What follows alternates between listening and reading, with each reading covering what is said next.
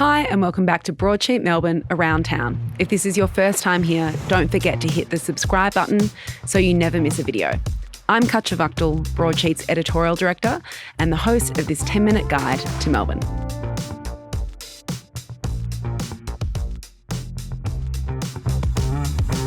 Somehow it is already July and the first 6 months of the year have whizzed by, and that's meant a lot of new restaurant openings in Melbourne.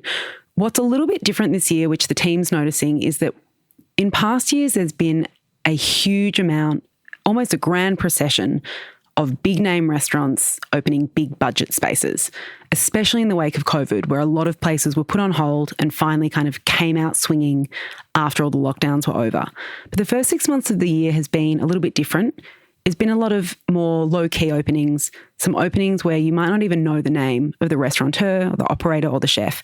And we're really excited about it because it actually means we are spending some time talking about some new talent in this city and also in places you might not expect. Today, to talk about Melbourne's best new restaurants of the year so far, I've got Audrey Payne, Broadsheet's food and drink editor in Melbourne, Michael Harry, who is our national editor, and I've got Nick Connellan, who's our publications director. Welcome, everyone. Lots of new restaurants to talk about and some really interesting themes, which we'll kind of get to throughout the conversation. We're going to start alphabetically. So let's talk about Alta, Nick, which is a wonderful new Italian spot in the north. Yeah. So it's in the old little Odessa space, which is just off Brunswick Street in a kind of weird little cul-de-sac-y thing where Staggerlee's is. I think it's in that same street. And it's just a wonderful Italian trattoria. I'm not going to say that it's doing anything radically different or whatever, but my overall impression of the place is that it just feels so professional. It's got that kind of vibe like when you go to an Andrew McConnell restaurant or Carlton Wine Room, which is Andrew McConnell alums, where you walk in and you just feel like you're in the hands of professionals. Like all the guys walk around with napkins slung over their shoulders and like they're all very relaxed and comfortable, and feels like a really good time. And there's a specific region of Italy that they're focused on. Piedmont.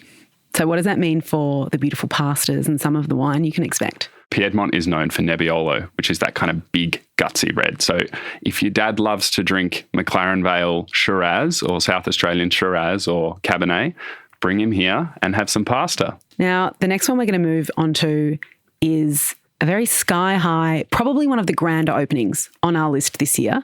Michael, tell us about Atria. It's the flagship restaurant of the new Ritz-Carlton Hotel, which opened in March. This is a really fancy hotel, and it probably could exist anywhere in the world. It's got that kind of level of polish, like in a good way. Like it could be New York or it could be Sydney, it could be Oslo. And it's at the top of this 80-story tower. I don't know if everyone's even noticed it being built, but suddenly it's there. So the chef is Michael Greenlaw. He worked at Vue de Monde, which you can actually see from the restaurant, but like a whole new angle. Like you can see it from above, like into Vue de Monde. So you're looking down Vue de Monde. No one's ever done that. Yeah. So it's a whole new perspective here. And it was pulled together by Mark Best, who you might know from The Final Table on Netflix and many fabulous restaurants. I mean, one of Australia's, most influential and respected chefs. And Zara and Michael Madrason are doing the cocktails from the Everly and Heartbreaker fame. Couldn't get further away from the Heartbreaker than Atria. And there's also an amazing dessert chef, Kayleen Tan, as well, who we profiled on Broadsheet recently. Yeah, and where was she beforehand? Remind me. 8 years at Coda and Tonka. That's right. And God, she's good. Yeah, really good. In the opening story, which you wrote, Nick, you mentioned the seafood. There's a seafood focus at the restaurant, but it's not your typical seafood. Yeah, so Michael Greenlaw, the chef there, is a hobby spearfisher. And so he has this insane knowledge of seafood because he literally catches it himself. He said to me, he's like, people eat whiting, people eat snapper, that's great. They're potentially getting overfished, blah. Why are there all these other amazing species that we're not eating? And so he's really keen to highlight those, like duckfish. And there was another type of snapper, like I think he called it sand snapper or something, which is a bit different. And a lot of these are considered bycatches. So if fishermen catch them, they're like, oh, I accidentally caught the wrong fish. And they put it back. So he wants to bring those to light. Michael, you ate there. You said it was beautiful. Yeah, I would say this is like a new special occasion restaurant for Melbourne. It's pretty next level, literally. The dining room's like being inside a glittering chocolate box. Like it's a really great space. And it's an a la carte menu, actually, so you don't have to be locked into a full-on degustation, although it certainly lends itself to that. Yeah. There's some amazing dishes. One of the best snacks I've actually had this year so far was a Wagyu bresaola on a crumpet with horseradish cream. This crumpet was like a cupcake. Like it was really beautiful and delicious. You just want to have a whole tray of them, please. The wallaby fur. They're not calling it fur on the menu, but it basically is, right? That's another one that Michael's really proud of. So it's like a fur type broth made of wallaby, and it's got lots of fresh native herbs and stuff in it. So it's almost like an Aussie take on fur. I'm stuck on cupcake crumpet. Oh my God. Yeah, we need that. More of that, please. Audrey, let's go to one of your favourite openings of the year, which I love the story of, and especially the story of the recipes on some of the menu. Let's talk about Baan, also in the CBD. Yeah, so Baan is on the top end of Bourke Street, where there are, I don't even know how many Thai restaurants up there. There's like a real, I don't know, movement or hub. Yeah, it's a Thai restaurant hub. And it's run by these two ladies. So Gerarda is the owner and then Saifon is the chef. And both of them are from Isan originally. Gerarda's family had a boat noodle store and they ran that for 30 years. So she grew up around that and has learnt the recipes from her parents and brought them to Melbourne. I went and had the pad see ew and a papaya salad. Not that adventurous, to be totally honest. But then everyone I've spoken to, I mean, Michael's has ordered different things and everyone said how amazing it was. I had true to form both desserts. So there's one that's a coconut ice cream with egg yolk swirled through it. So I was a little bit apprehensive about that, but apparently it's quite common in Thailand, but pretty hard to find in Melbourne. And it didn't impart like any flavor. It was just a texture, which I kind of described as a frozen aero bar. Like it has that kind of like crisp kind of, it just kind of melts in a really fun way. Yeah, bubbles when you put it in your mouth. And then they have another dish that's like Thai jellies and coconut milk, which is like always my favorite type of dessert. Yeah. Yum. Yeah. What do you get, Michael? Yeah, it's a hop skip from Soy 38. So it's kind of a bit of a similar vibe, like that level of traditional Thai food. So I got a salad as well, a duck salad, which was like really punchy and full of chili. And I had the boat noodle, which is from the 30-year-old recipe. The soup is blood, pig's blood. It's very rich, dark, unctuous, with like these long, springy noodles. It's quite offal forward. Like you're going to find some liver and spleen and what have you in this soup, but it's totally delicious. Like every table you were looking around and I'm like, I want that, I want that, I want that. Nick Connellan, I'm excited to talk about the next entry because I think it also speaks to something that's happening in Melbourne food at the moment, and that is Pinche Cantina. I'd love to hear about this little place. Little being, I mean, I don't even think little's the right way to describe it. It's within another bar. Yeah, so it's at Nasty's, which is a dive bar in Thornbury. Sounds like a lovely place. Nasty's, yeah. So it's got skateboards on the wall, graph everywhere. It's got this little kitchen there that has been used a few times by people in the past, but had been vacant for a while. And so Yorith Tudor, who was one of the founders of Wolf and Swill Pizzeria across the road, has moved into that kitchen. And he's not making pizza. He's making tacos. I'd been talking to him about this for a long time, and I would see him and he's like, oh, yeah, I'm thinking of doing this taco thing. And I was like, okay. And then I went in there and, yeah, it's bloody amazing. He's not a trained chef, but somehow he's doing tacos that are on par with anything you'd get in the city. Better in some ways in that he is making all the tortillas himself, fresh, which for me, as someone who has been to LA and eaten the tortillas they have there, haven't been to Mexico, sadly, but having them made fresh and spongy is such a big difference. So most people just get them pre-made from La Tortilleria, which is a really high quality tortilla factory in Kensington, has all the equipment, does it all properly, but they're not fresh and they're not made right there, which is a bit different. So here's a really nice and spongy. They're really pliable. They hold their shape really well, and everything he puts on them is delicious. So he's doing a lot of smoked meats and stuff in his smoker, which is in the alleyway. And then the real killer thing on the menu that people kind of might not choose, but which they should, and this was me, was potato tacos. And he calls them tacos dorados, but Aussies might know it more so as taquitos, those deep fried rolled tubes that you used to get at Taco Bill and places like that. And these are sick. So they've got like a very velvety Dutch cream potato in them, and they're deep fried, and it's delicious. God, it sounds really good. Yeah. Audrey, let's head to South Yarra now. Mm-hmm.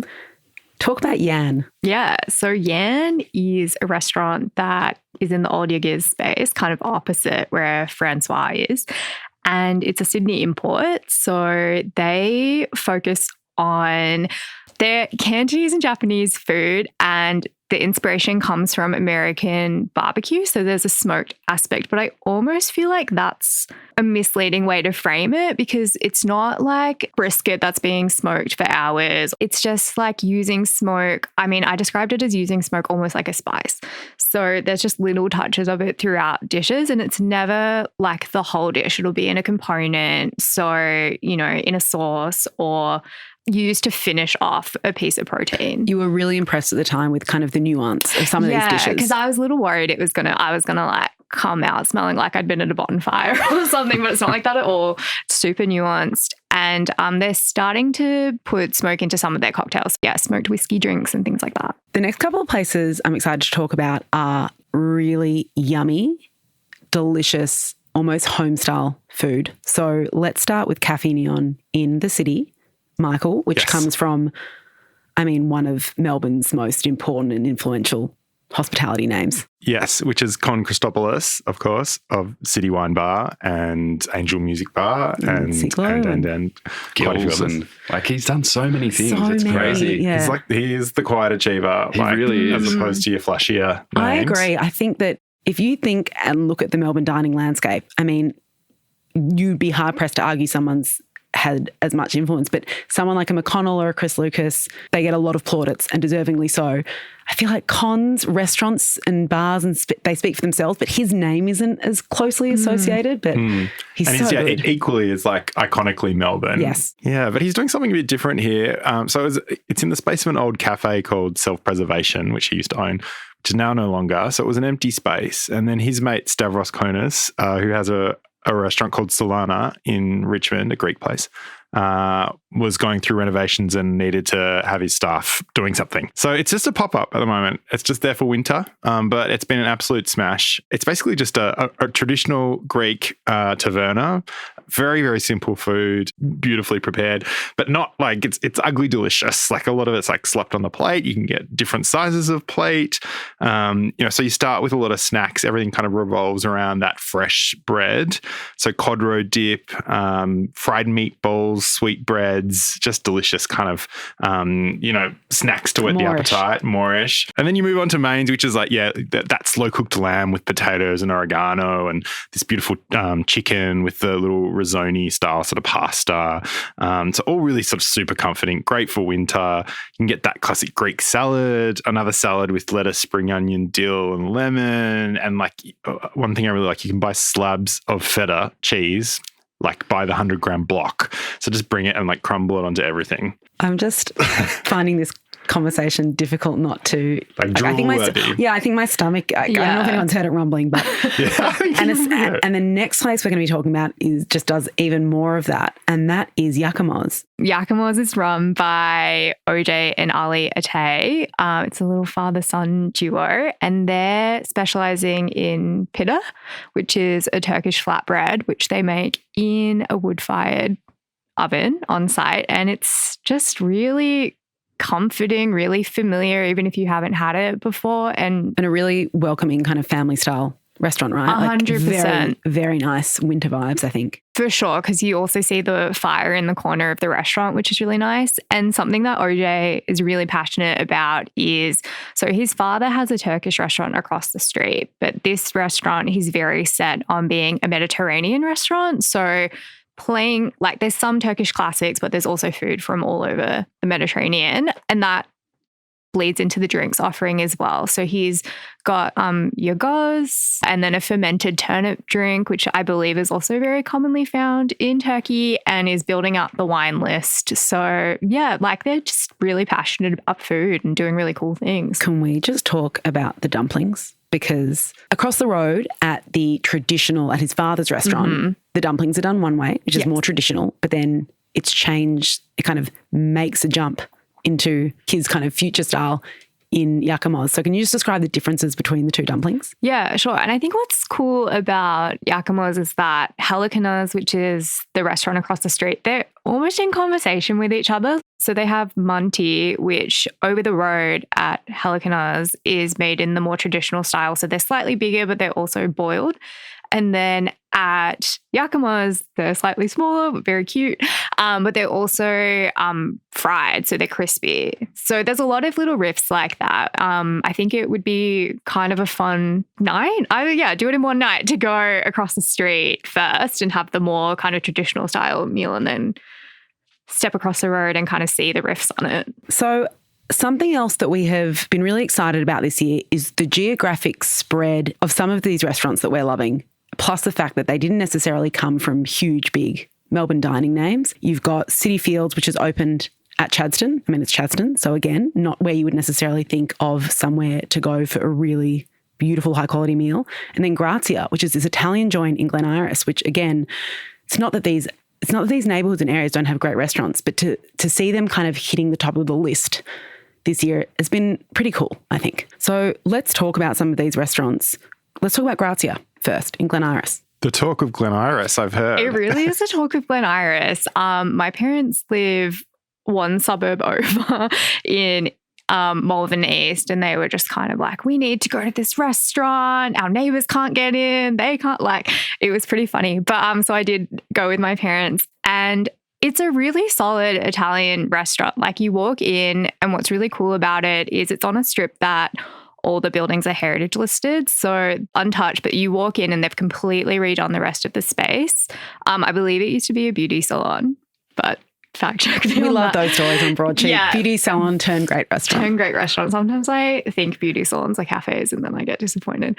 But they've really done a beautiful renovation. It kind of goes across 3 stories and it feels really cozy. Like, Michael, you had a friend recently that went and basically didn't leave. I mean, went there for like a 4-hour Yeah, lunch. I was getting texts going, mate, do you know about this place, Grazia? It's like ridiculous. Like, what is it doing here? It's this beautiful space. And yeah, the hours rolled on and the text got more blurry from there. So from Glen Iris to Chadstone, the shopping centre, not even just the suburb, the shopping centre. Let's talk about Cityfields. And I need to disclaim here, my partner owns Cityfields. So I'm not going to be chatting too much. I'm going to let the round table do that for me. It's amazing. It's kind of like this huge, like Vegas kind of LA style, massive restaurant, like hundreds of seats, but beautiful, like design and fit out. And the menu is actually just a lot better than you would expect to find at Chatty. We don't normally do like fine dining or good eating at shopping malls, but this kind of offers something new there. And I had one of my fave dishes from the year so far, the Chateaubriand.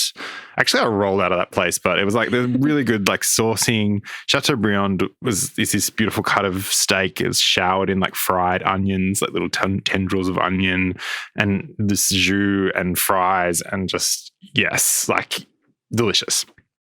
The last thing I wanted to touch on is the incredible spate of Japanese restaurants that have opened in the last 6 months. There's one that we're particularly excited about, and that's Matsu, which, Nick, I'd love you to chat through.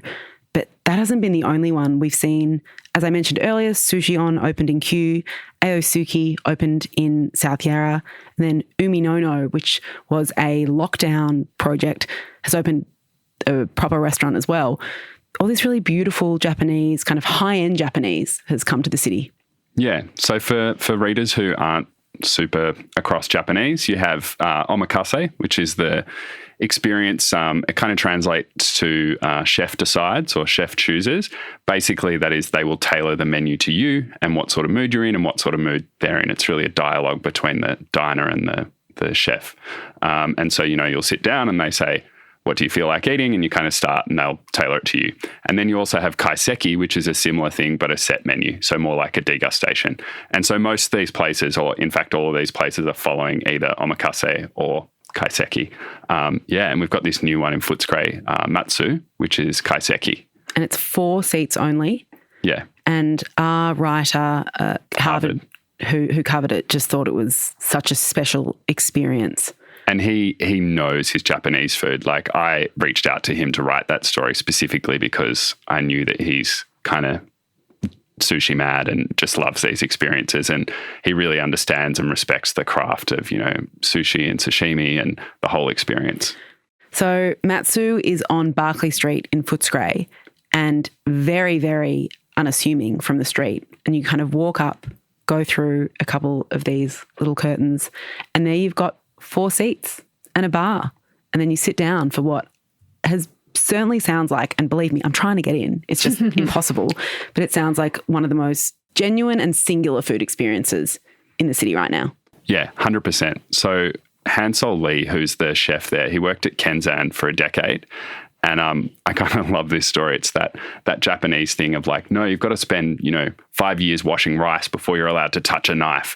He kind of had that experience. He was on the tempura station for five years before he was kind of moved up and did other things. So, and if you want pedigree in this city, you want Japanese pedigree, Kenzan is the place. I mean, it's been open for decades and it is still just hitting all the right notes. It is so good. So if that's kind of where he's come from, that already says a lot. It really does, yeah. And and then in terms of, I think produce is always important, but particularly so when you're talking about these experiences where often it's just a really well sliced block of fish served with a little bit of soy or nothing or whatever. And they're obviously doing all the right things there. Like if I look at what they've got, Tasmanian oysters with Siberian caviar spooned on top and stuff. So it's real high quality stuff. I just love the idea that it's you and 3 other people. So they're just a few of the restaurants that we have got on the best restaurant openings of the year so far list on Broadsheet. I urge you to go to the site to read the story in full because it also has a lot of the details about these restaurants that we couldn't get to in the podcast. Remember, behind every restaurant are people who have poured their blood, sweat and tears into these places, and some of the stories behind them and some of the kind of little details we actually include in the story that are really, really interesting. Thank you so much, guys, for joining me today. Thanks, Katja. That's all we have time for today. As usual, you can stay up to date anytime, anywhere at broadsheet.com.au or on Instagram at broadsheet_melb. I'll be back again next week, same time, same place. Chat then.